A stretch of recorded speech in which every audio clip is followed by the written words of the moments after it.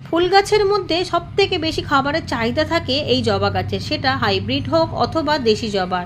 আমি এখানে কাঁচা সর্ষে এবং বাদাম পেস্ট করে একটা তরল সার তৈরি করে এনেছি এবং তার মধ্যেই একে একে সামান্য একটুখানি চুন, হাড়ের গুঁড়ো, শিংকুচি, একটুখানি সামান্য অ্যাপসন সল্ট এবং অনেকটা পরিমাণে চকের গুঁড়ো এনেছি। চকের গুঁড়ো না থাকলে ডিমের খোসাও দিতে পারেন, দুটোতেই একই কাজ হয়, ক্যালসিয়ামের ঘাটতি পূরণ করে। তবে এই খাবারগুলোর মধ্যে যেহেতু বাদাম বাটা রয়েছে তাই যে কোনো ফাঙ্গাস পাউডার দিতে হবে।